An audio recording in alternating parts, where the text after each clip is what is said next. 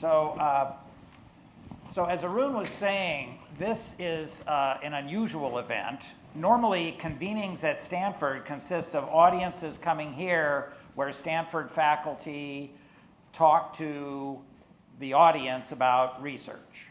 And sometimes other researchers might come to do that. So it's typically a presentation of research findings to the world. One of the things that struck us as we were building the Stanford Initiative on Business and Environmental Sustainability, you'll see, actually, Marissa, would you identify yourself? So Marissa Mendoza back there is the staff side lead of the initiative. So please make sure you connect with her while you're here. One of the things that struck us as we were building relationships with folks all over the world is that this particular topic is not a topic that can be understood from the perspective of Palo Alto. I don't mind being in Palo Alto, but it's not the perspective from which we understand sustainability. That in fact, to understand sustainability, we really have to have the perspectives, the plural is so important here, from all over the world. And this doesn't even mean that we're harmonious about our views on sustainability. But they are multiple perspectives that are necessary. Many of the people in this room take a very clear technical view of sustainability as the energy transition, as a reduction of carbon footprints, and so forth. And that perspective illuminates a lot of truth. But many people in this room take a perspective that's much more behavioral and understand sustainability as something that is integral to the behavior of humans, the behavior of firms and organizations, the behavior of economies, societies. There, the focus would be much more on issues of policy and business strategy and so forth. And that perspective illuminates a lot of truth. In parallel with those, many of the people in this room understand sustainability primarily through the lens of ethics or moral judgment about right and wrong. And that lens illuminates issues of environmental justice and injustice. The fact that the very people who suffer the most from the impact that humanity has had on the world are those least responsible for that impact. And that perspective illuminates a great deal of truth. So the idea here is for the Stanford Sustainability Summit to allow you, folks who take all of these perspectives, to have the stage, where we as Stanford faculty and students and staff listen to you and to you as you speak to one another. We would love to have brought in the hundreds and hundreds and hundreds of organizations that we've met over the years, but budgetary constraints and the practicality of room size suggests that we bring in about 40, which we did last year and we did again this year. So that's the spirit of the Stanford Sustainability Summit. I won't go all off into great details, except to say that we learned a lot last year. It is a very generative event. It's actually meant to start co-creating innovations that we can carry forward. And so you won't be hearing much more out of me as a result of that. We'll be hearing a lot from each other.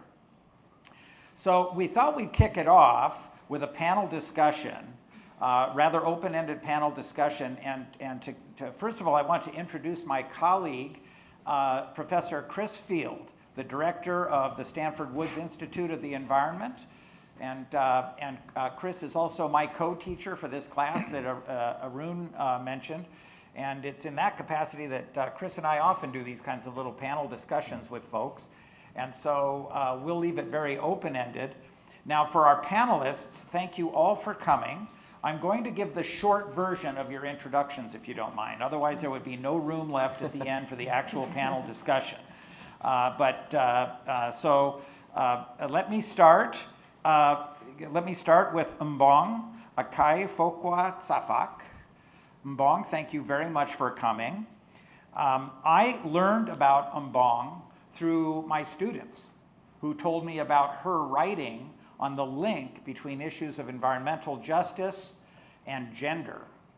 And in fact, you've had a massive influence on me. Of course, you've had a massive influence on many people in Mbong. Formally, you're the Associate Communications Director for Africa at Human Rights Watch. When we look back over your career, it's incredible. Your work as a journalist, your work on behalf of environmental justice, your work to change the world makes us incredibly honored to have you here. So thank you, Mbong, for coming. Thank you for having me. We also have with us Minister Keiichiro Asao, Minister of the Environment of the Government of Japan. Success has many fathers, Minister, and so we are going to claim the Minister as our student because he is an alumnus of the graduate, as an MBA of the Graduate School of Business. So no doubt that was integral in your rise to the position where you are now. But we really appreciate the time you have taken. And then finally, I'd like to introduce former Secretary of the Environment from the government of the Philippines, Secretary Tony, that we always refer to you as Secretary Tony in an affectionate way. And when I first met Secretary Tony, it was at COP in Dubai. And I was just blown away by her vision for cooperation to work on development in the coastal areas of the Philippines, which is ground zero for so many of the changes that we are seeing with respect to the effects of global warming on the human population, on the natural ecosystems, on the ocean environment, and so forth. And it's your pioneering work there that has made you just so perfect to come to a panel like this, Secretary Tony. So thank you for taking the time. So could we all first just thank the panelists for coming?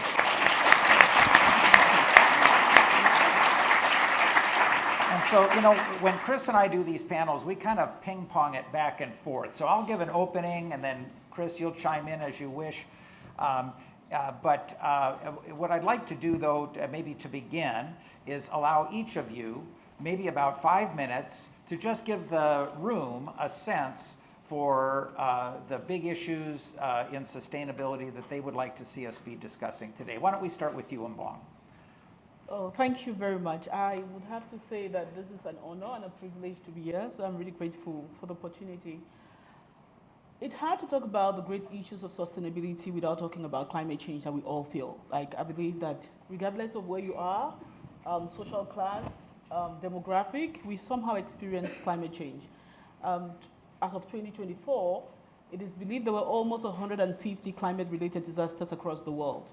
And if you're looking at that sheer figure on its own, you then realize that someone in Durban who lost a child last week or 2 weeks ago probably has a similar experience with someone in California in a very affluent society who's probably rushing out of a house due to wildfire. So it really connects us in ways that no other disaster has connected humanity when we talk about the climate crisis. And I believe for me, that is really the starting point of any discussion on sustainability, because there are very few other sustainability crises like climate change, because it does connect humanity. And I would like to start with that, but of course, the reality that the very drivers of the crisis that we face, whether it's deforestation or fossil fuel use, is going unabated. When we went to COP in Sharm el-Sheikh, we were all talking about loss and damage fund, and it did seem like there was hope. But then later we saw with the war on Russia, everyone coming back for a scramble for oil and gas in Africa. And it does feel like we keep going in cycles where the commitments towards a real shift from fossil fuel and destructive technology isn't happening. But by far, what really stands out for me in the sustainability conversation is the mindset shift that is required. So when we talk about sustainability, we often talk about it from the position of innovation. Perhaps a transition would help us overcome the crisis, or perhaps if we have more technology, we would be able to overcome the crisis. But as a decolonization activist, and I do call myself that I am activist for decolonization, I believe that we cannot change the crisis on the back of the very systems that caused the crisis. And perhaps that is probably one of the challenges that we have to really bring to the center in terms of conversations around sustainability. How do we move forward with the reality of the fact that capitalism, imperialism, neocolonialism, and extraction are the very forces on which the sustainability crisis is built? Can we change the system on the back of the same system that created it? I think that is where I'll end for now, but I believe that those are some of the big reflection questions that I would like us to bring into this conversation. Thank you, Mbong. Mr. Minister. All right, thank you very much for inviting me back to Stanford. I'm a class of 92 of business school, and it's great to be back. And the last time I was here was 8 years ago, and so thank you very much. Let me start by, Mbong has mentioned about climate change and sustainability. Let me start by saying an old word by a philosopher in Japan back in 1200s. He said, "The river's flow never ends, but the water is different." So this is what we have to try in terms of sustainability. And if you look back to the 4.5 billion years ago, the Earth was composed by 96% of the atmosphere was carbon dioxide. And after 2 billion years, then came organisms, plants, and they started photosynthesis. And so they had been keeping on doing the photosynthesis, therefore keeping out oxygen, and there came the animals which use oxygen. But before about 250 years from now on, the atmosphere was, for a long time, kept for about 280 ppm. Don't try to remember these 280 ppms or whatever. It doesn't mean that much. However, after the industrialization started, we have to use what the sun have given to the Earth. In other words, photosynthesis uses sunlight and turn it to using carbon dioxide and water to it into sugar. But these sugars kept in plants then were kept in soil for a long time, which became oil or coal. And during the after the Industrial Revolution, we had to use energy. Therefore, we use a lot of fossil fuels, which emitted a lot of carbon dioxide, and which had changed this 280 ppm to 420 ppm of carbon dioxide within just mere 250 years. 250 years is a long time, but if you compare that to 4.5 billion years, this is a very short time. So what I want to say to begin with is that we had changed a little bit of the composition of the atmosphere in a very short time. This has created climate change. On the other hand, I said that the rivers flow, but the water is different. So what we can do is to use technology to change what is going on. In other words, we know that plants do photosynthesis. If we can use the same if we can duplicate the process in a somewhat different way, we can capture the carbon dioxide in the atmosphere and keep it, use it as a new fuel, or keep it inside. Then we can change the composition of the air. So that's why we have started in the Ministry of Environment in Japan, under my leadership, we have started this plan that social implementation of artificial photosynthesis. In other words, we would try to come out with a roadmap within a certain time of years so that we can duplicate the process and reduce the carbon dioxide in the atmosphere to cope with the challenges that we face. And so we have to, last point that I want to say is that what is needed is the will to change what we face today. And using the technology that we have, I hope and I think we should come out with this artificial photosynthesis within a certain amount of time so that we can keep this beautiful Earth as it is. I think that's about 5 minutes. All right. Thank you very much, Minister. Secretary Tony. Thank you.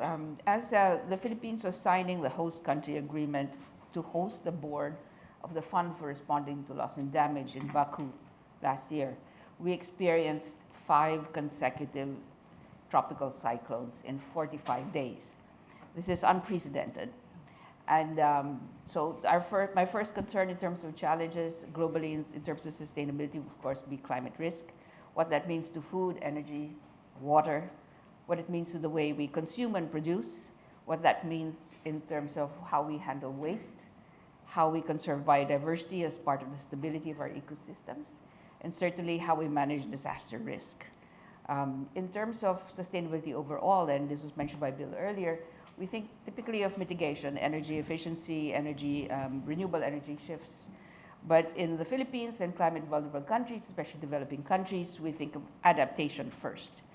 And the cost of adaptation within this decade for the Philippines is in the trillions. The cost of inaction would be in the trillions. And so for us, climate risk means adaptation first, mitigation second. Leading into the second challenge would be a just transition in terms of energy. What that costs socially in terms of reskilling, upskilling, displacement in terms of employment in this particular industry and those that are dependent on fossil fuel industries would be a concern. The second concern in just energy transition would be minerals and what we do with extraction, what we do with exploitation of these types of natural resources, and what that means in terms of land rights, lands preservation, human rights, as well as, of course, water rights that are related to the alterations in terms of the soil environments and to the ocean environments. The third concern would be what we're doing to our oceans. We rely on our oceans for food, water, energy, but they also are the platform upon which 80% of global trade actually happens. And so how we then address our oceans and how we preserve their health, I think would be integral not just to the oceans themselves, but to the land atmosphere, ocean circulation, which of course is clearly what we are relying on oceans for at the moment. 90%, it is said, of the heat that is trapped is actually being absorbed by our oceans. And in terms of attribution, the tropical cyclones that we experience, in fact, have been attributed by certain studies to the heating up in terms of the Philippines to the Pacific Ocean. Where there's hope, and Bill, this is part of your question, I think was mentioned earlier, we're looking really at the push towards transdisciplinarity, looking at new types of knowledge, not just scientific knowledge formally in institutions such as this, but local knowledge, traditional knowledge, and how that actually intersects with what we know about our environments and our ecosystems. And solution spaces like this, I think, are part of the solution. We need a space for the different sectors and stakeholders to come together and think things through together, as opposed to being working on those in silos. The second area, I think, would be in terms of science, engineering, technology, and innovation. Obviously, we're looking at ways to actually develop and source energy, new energies, basic energy sources. We're looking at water and how water can be treated and where it can be found. We have countries, for example, like Singapore, now recycling their water completely, and you can actually drink beer that is made out of sewage water that has been treated. And actually, it's quite popular, and drinking water as well. And so these are technological innovations that actually need to be basically studied more and actually adopted in areas and countries wherein this is a particular challenge. I think the last hopeful point I'd like to share would be there is a shift, I think, in the way globally we regard risk. The convergence of risk, how it cascades, how it compounds, and how communities might, at this scale, address resilience needs, how businesses will look at enterprise risk management, BCP, risk reduction, and redundancy, and of course, globally, how in fact natural capital and natural resources and their economic value have become geopolitical and geostrategic issues. And therefore, the changes that are needed in the global political and financial architecture really are what we should be talking about today. I hope that becomes part of the conversation. Fantastic. Thank you so much, Secretary. Thank you Chris, so much. yeah. Well, wonderful framing comments. I wonder if we could start the conversation part with a theme that was introduced both by Mbong, Secretary Tony, about loss and damage. And loss and damage fundamentally acknowledges that climate change has already occurred and caused profound damages.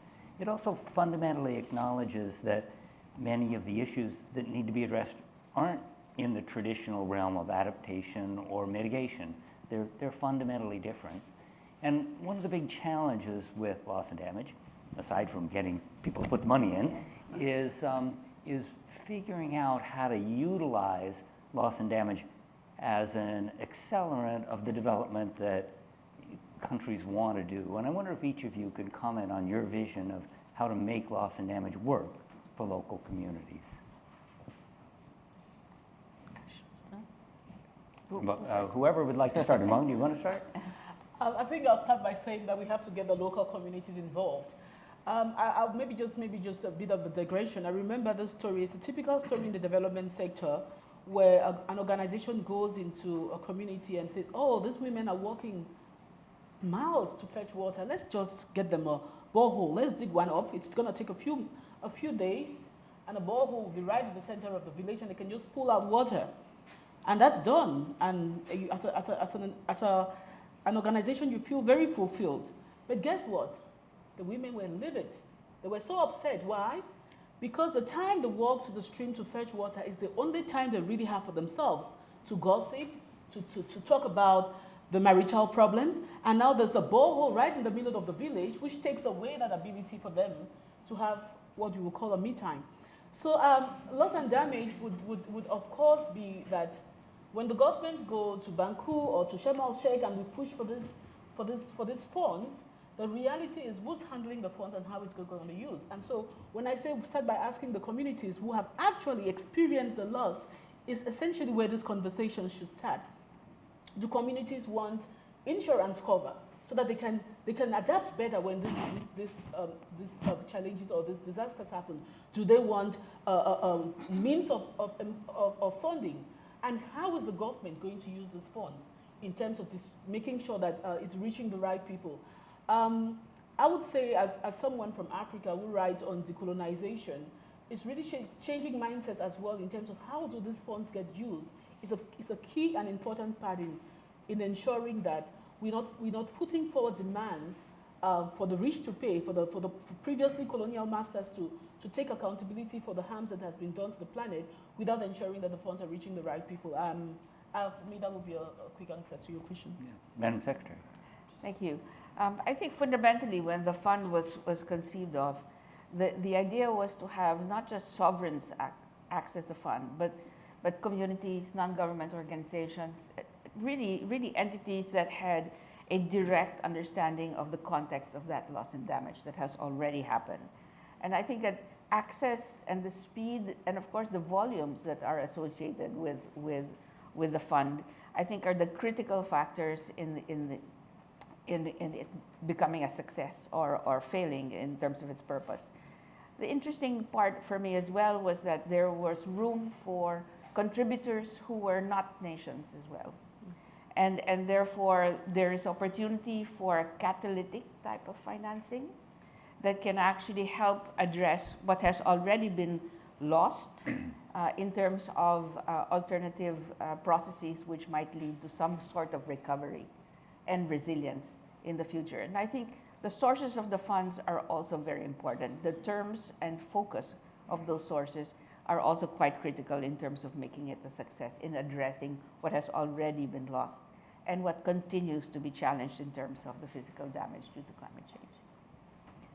And Secretary Asao, Japan has been a very important donor country for development internationally, worldwide. And one of the big problems with loss and damage, especially with community-led efforts, is assuring the due diligence of effective use of the funds. How does a donor country think about the issues of ensuring that whatever funds go into this kind of effort really get put to purposes that make sense? Well, that's a very good question. I guess the funds donated from countries, developed countries, go through multiple development banks, MDBs, and I think the use of funds are very important, and it has to be used in an efficient way because the fund is very limited, and also unfortunately the world is not united in that respect currently, at least.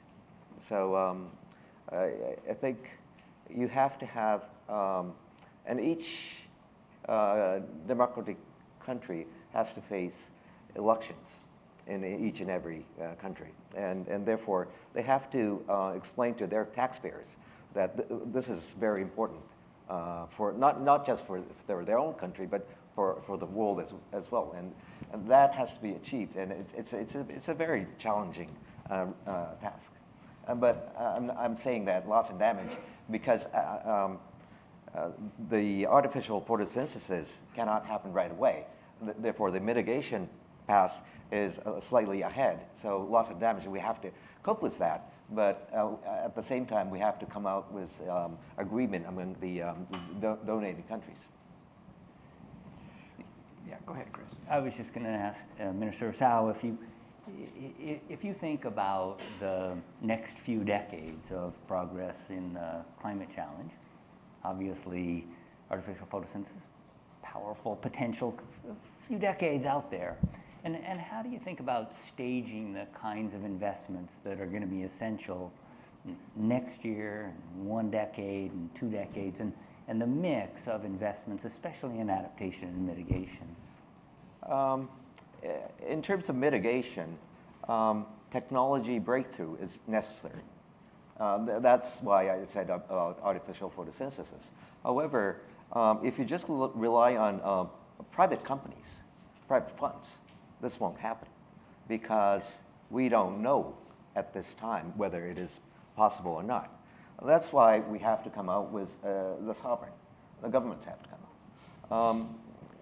Current level of technology that we have in Japan is probably the same if you compare when United States President Kennedy made a speech in 1961. He said that within 10 years, within a decade, we will send mankind to moon and come back to Earth. That time, U.S., from my understanding, could not have a satellite go around the orbit of the Earth. But in 1969, the United States had sent up mankind to the moon and came back.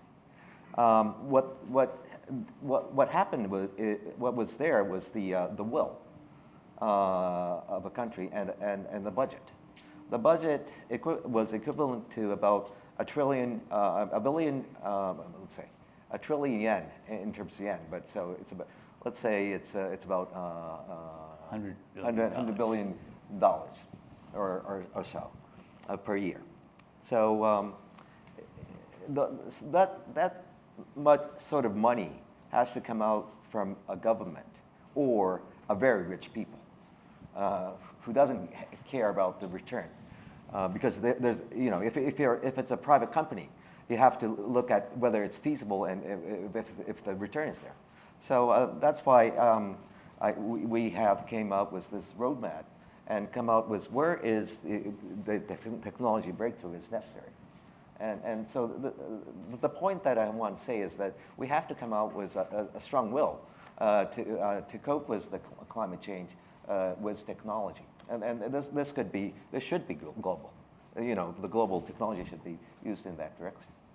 But again, at the same time, we have to keep on with adaptation and loss and damage because we can't just wait for the technology breakthrough to cope with the floods or the mountain fires, whatever happening. One of the interesting things that's represented by this room is the fact that there are so many different kinds of organizations working on sustainability all over the world. NGOs, many represented here, business firms, small entrepreneurs, folks from the public sector, folks from education, health, and so forth. And we intentionally stratified both geographically and by organization to bring this set of change makers together. And so with that in mind, I'd like to start with you, Mbong, to ask the following question.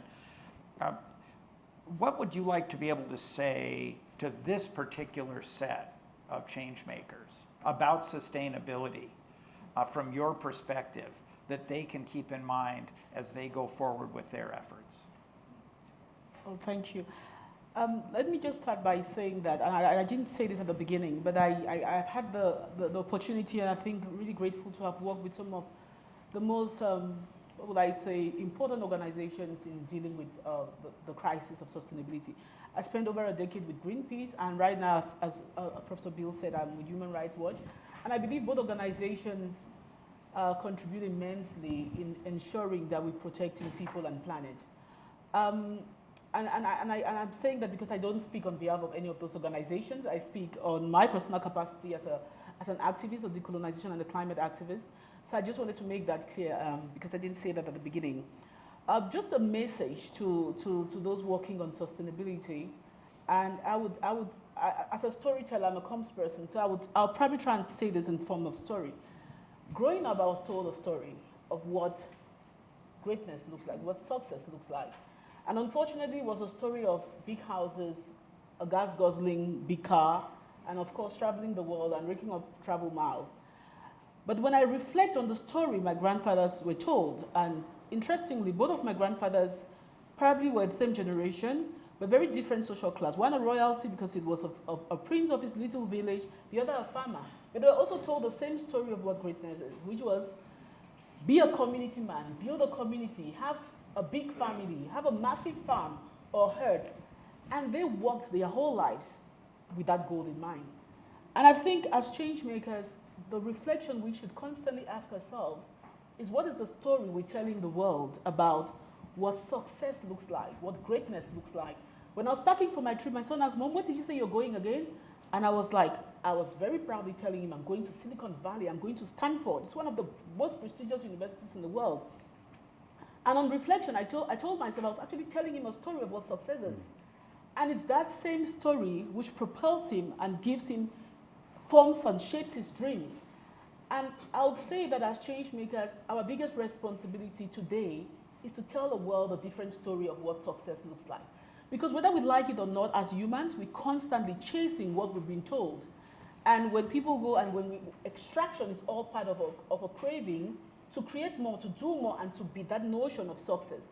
And I feel until we've achieved to create a mindset shift away from the current model on which we consume or we produce, then can we hopefully get just a step closer to solving the big sustainability crisis of our time. I fundamentally believe that we would not be able to solve this crisis if we are not thinking differently. Last year, just before the COP, I wrote about, I said climate change gives us a chance to truly decolonize. Are we going to take it? The reality is that when you look at Africa as a continent, we did build great nations, and I always say the biggest loss the world has is that the world will truly never know what Africa's contribution would have been to the world prior to colonization. We will never know. But then there is still a chance to really reflect on what greatness for Africans at the time looked like and start reconceptualizing and telling a different story of what we should be seeking. And so my challenge, if you're an alumni or change maker and you happen to work with the New York Times or the Washington Post, the next time you're talking about the world's richest people, juxtapose that with the world's greatest people. And your metrics for what the world's greatest people should really be people whose billions are not built off the sufferings of humanity, but are built off bringing communities together and really shaping better lives. Wow, well, I just want to say, I don't know how old your son is, but we'd love to have him here at Stanford, and I'm sure I'll still be teaching. So thank you, Minister Asao. So I'd like to turn that same question to you, and I'd like to also point out it's interesting that you bring up the Kennedy moonshot example. We have a number of faculty specializing in public policy here. We have a number of change makers who work in the area of public policy. As all of them know, as you know, What is often forgotten these days is that Japan has been, over the years, consistently much more rational and calculated in its industrial policy than anything the United States has managed. And I'm not just talking about the last little while. And so with that in mind, what would you say to these change makers? Well, again, I would want to reiterate the first saying that the old philosopher said. The river keeps on flowing, but the water is different, first of all.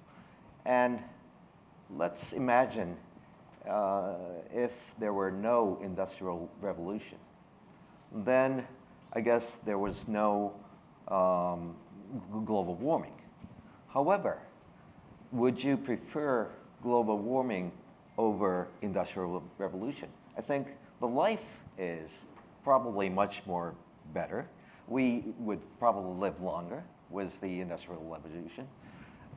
So then I would like to ask the change makers, ask yourself, what can you change? It could be in terms of technology or in terms of social policy. What changes can you make so that the technology breakthrough, new technology would help you in that direction? Another area that I would like to focus on is that AI is coming in.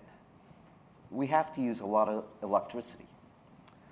Where should this electricity come from? If it comes from fossil fuel, that will be hurting.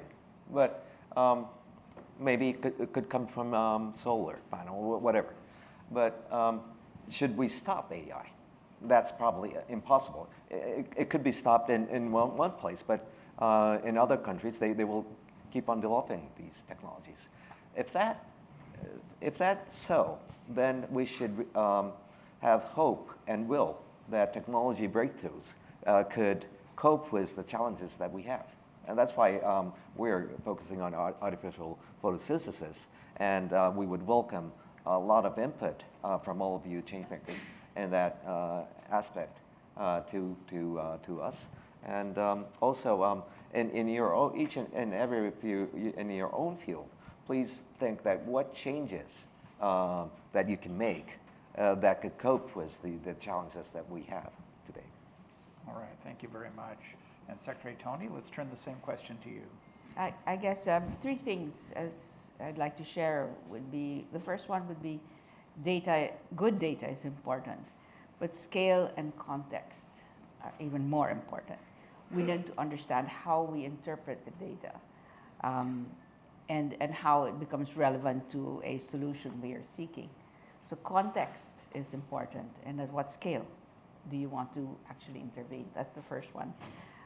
The second one would be the idea of the intersectionality of vulnerability, whether it's in social structures, whether it's in engineered systems.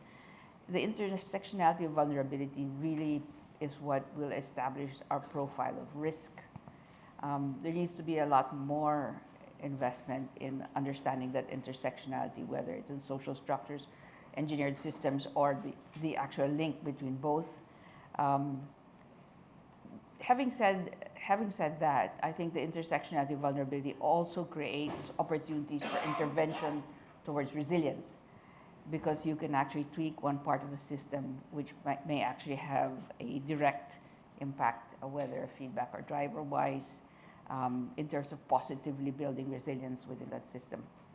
I think the last one would be really to reimagine what we would like to actually, what world we'd actually like to live in. And part of that is actually accepting that the environment supports our economies rather than the economies owning the environment. And if we start with that premise, I think we'd be much more mindful about natural capital and the way we actually make use of that natural capital in terms of building human development. Oh, thank you so much. Chris, let me pass. So do we have time for more questions? We do. We go until 10:15. I love these answers, and one of the issues that they raise is kind of at the core of what direction we take in tackling sustainability challenges.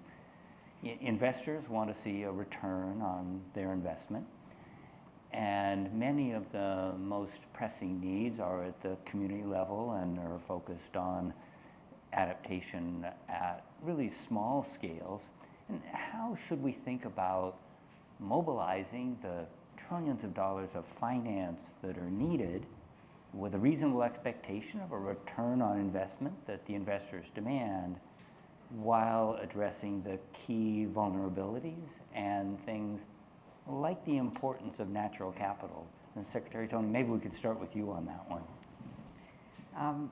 I guess my simple answer would be to turn to individuals like Mbong. A better story needs to be told about where vulnerability resides and how those types of vulnerabilities must be addressed. Science communication needs to do a better job, I think, and this is actually something that I've experienced personally in my time in government and my time in non-government organizations. Science communication needs to step up.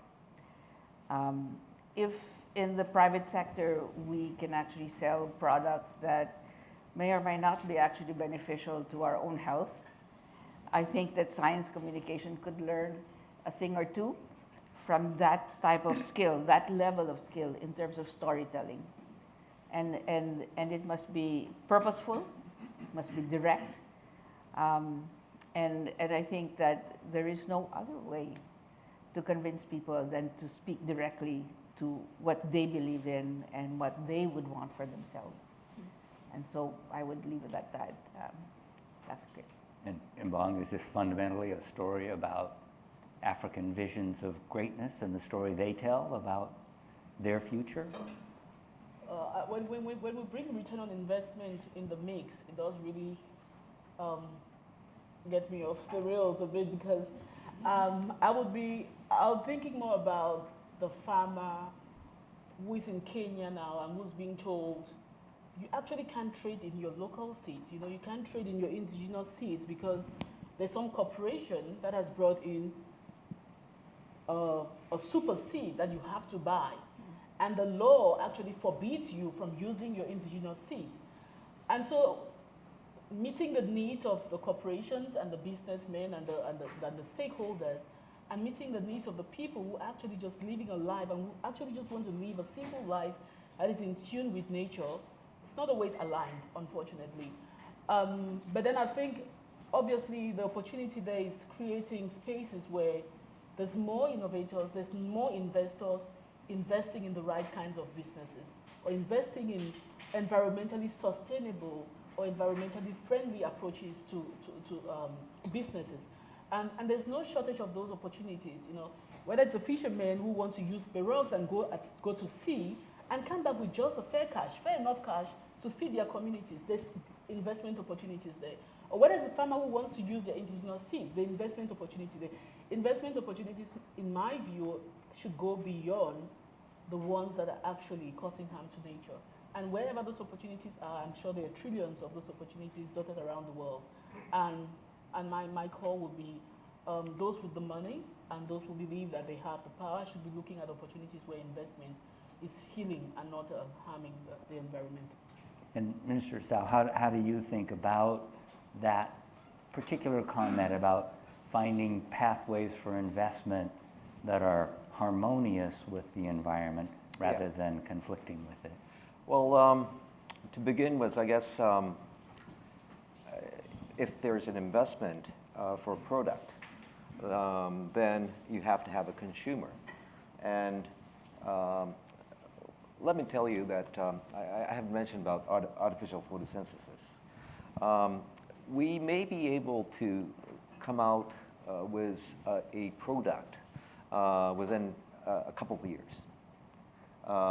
That this is using sunlight and using carbon dioxide and water to produce some kind of perfume, base of a perfume. If you consider perfume, it's very expensive. And consumers would pay the cost, if it's expensive. Then, but if you are going to produce gasoline through artificial photosynthesis, it will be very expensive. So it will be very difficult unless there's a technology breakthrough that the cost would be equivalent to the current gas. But for perfume, people would be willing to pay because they know that it is good for the environment.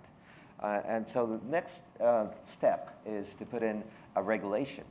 By 2030, there will be a regulation in EU that if you fly into EU area, I guess 10% of the fuel has to be sustainable, or SAF, sustainable aviation fuel.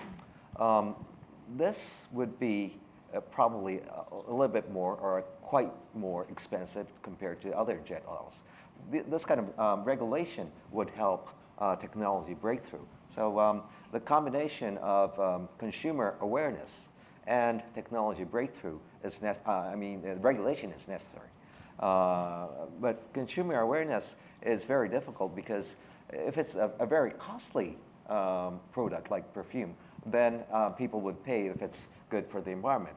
Because the makers, the producers know that the cost of the artificial photosynthesis is very less compared to the price, so they can cover that. But for the others, it has to be a regulation. So I'm counting on the regulation of sustainable aviation fuel for first step. So we're down to our last few minutes, and the way I'd like to conclude is to just sort of step back and just acknowledge that we are all here right now in what I guess we could describe as the belly of the capitalist beast.